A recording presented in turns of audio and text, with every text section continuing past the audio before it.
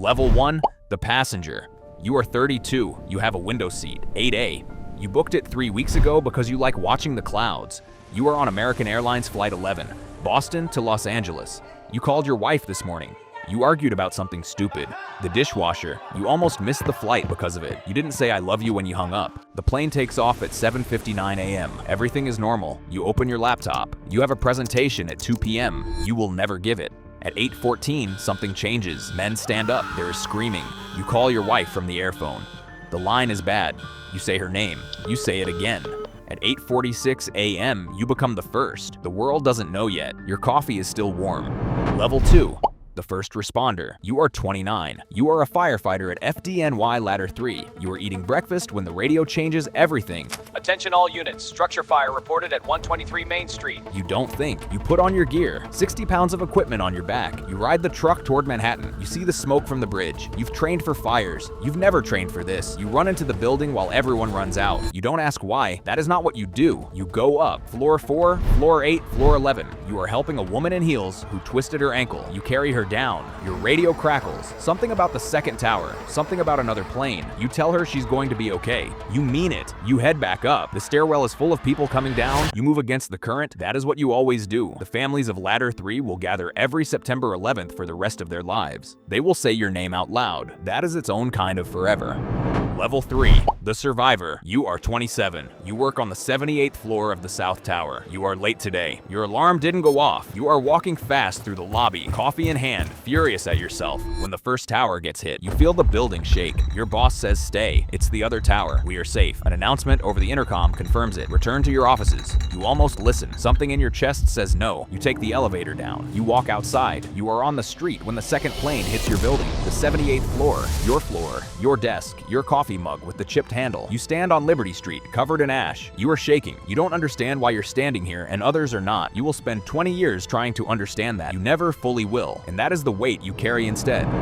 Level 4. The operator. You sit in a windowless room in Herndon, Virginia. You are an FAA air traffic controller. This morning, you are managing 4,500 planes in the sky. At 8:24, you hear something on the frequency that doesn't make sense. A voice. Calm. Wrong. We have some planes. You call your supervisor. Your supervisor calls his supervisor. The protocols exist. The protocols were written for a different world. You watch the radar. Blips that should be moving in straight lines begin doing things that blips should never do. 4 planes behaving wrong, then 3, then 2. You are on the phone with NORAD. You are on the phone with everyone. Everyone is asking the same question and nobody has the answer. At 9:42 a.m., you give the order. For the first time in the history of American aviation, every plane, every single one, land now. 4,500 aircraft simultaneously. You will not sleep for 3 days. When you finally do, you dream about radar screens.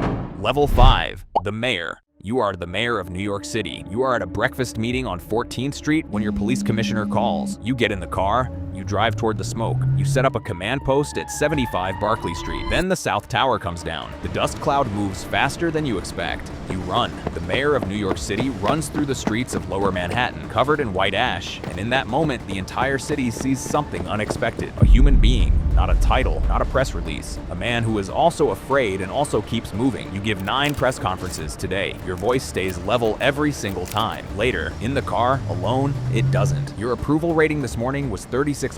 By tonight, it will be the highest of your career. Grief, it turns out, is a strange kind of clarity. Level 6, the Secretary of Defense. You are at your desk in the Pentagon when the building shudders. Not a metaphor. The walls move. You walk outside. There is a massive hole in the side of the building you run. Colleagues are pulling people to safety through smoke and debris with nothing but their hands. You help. For 30 minutes, the Secretary of Defense of the United States is on the lawn, sleeves rolled up, helping survivors. Then someone takes your arm. Sir, we need you inside. Sir, decisions have to be made. Sir, there may be more. You go back in. You sit at the table, a legal pad in front of you. You start writing. Targets, responses, options. You write the word Afghanistan, then below it, Iraq. You draw a circle around Iraq. Historians will spend the next 2 decades examining that circle. Some will call it a mistake. Some will call it inevitable. You called it necessary. The argument is still happening.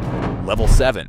The president. You are sitting in a second-grade classroom in Sarasota, Florida. The children are reading to you a story about a goat. Your chief of staff walks in. He leans down. He says 4 words quietly into your ear. America is under attack. You do not react. The cameras are on your face. The children are still reading. You sit for 7 minutes. 7 minutes the world will study and debate and judge for decades. What were you thinking?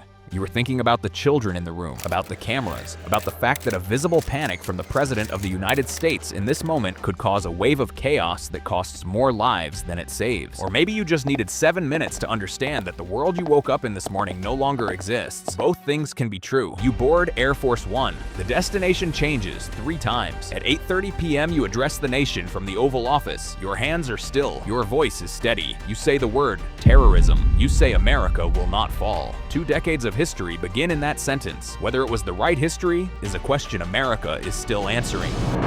2,977. That is not a statistic. That is 2,977 individual mornings. Alarm clocks, coffee orders, arguments about dishwashers, last phone calls, window seats chosen 3 weeks in advance. Every single one of those people woke up on September 11th, 2001 and had no idea it was the last time they would. But here's the thing they do not show enough. Inside those towers, as everything collapsed around them, strangers helped strangers down every single floor. People who had never met held doors and shared water and said you first. Over 99% of everyone below the impact zones got out because of ordinary people doing the only thing they knew how to do: show up for each other. That is the story of that day, not just the towers falling, but the people who carried each other out.